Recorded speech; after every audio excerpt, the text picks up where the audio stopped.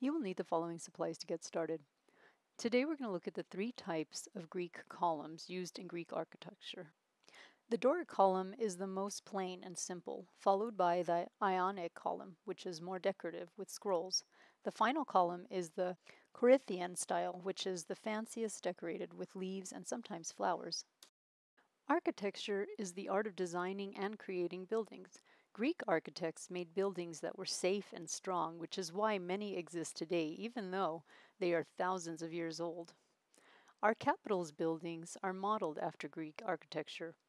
This is an example of the Supreme Court building in Washington, D.C. It uses decorative Corinthian columns in its architecture.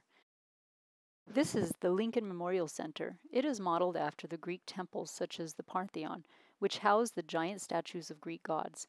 It uses Doric columns, the simplest of all columns in its design.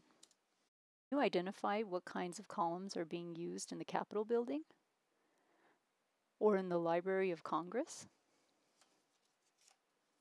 If you look carefully at the White House, you can see that it has Ionic columns, known for its scroll design.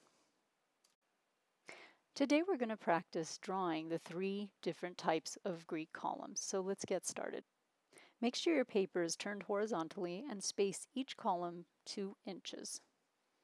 Then you're going to take your ruler and create each column using straight lines. Make sure that they're all spaced evenly, and then you'll start with your Doric column. The Doric column is the simplest of all designs, so you'll be using mostly rectangles to create this. Your next column is the Ionic. You're going to start off with circles to create your scrolls, and then you're going to start with a smaller circle and create a spiral in the inside. Then you can add decoration by using curvy lines. You decide how decorative you'd like to make this Ionic column. Your final column is the Corinthian style column. It's the fanciest of all the columns. I like to think of it like a bouquet of flowers. So you're going to be starting off first with your leaves, and then you can add flowers as you choose. I've chosen to keep mine very simple. Something to keep in mind is that columns are symmetrical, so whatever you do to one side, you want to continue to do to the other side so that they are the same. Continue drawing lightly in pencil till you are all done.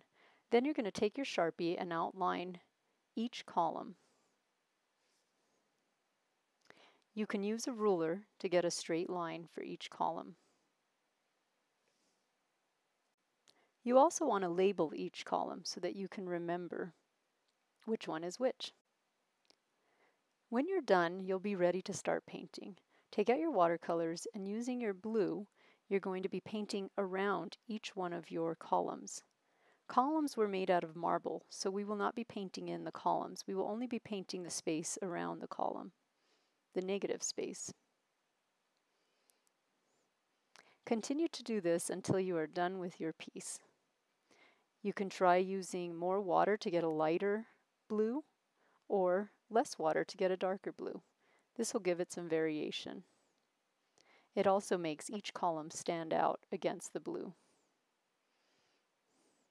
When you're done, clean up, photograph to Artsonia, place in your portfolio, and you are all done.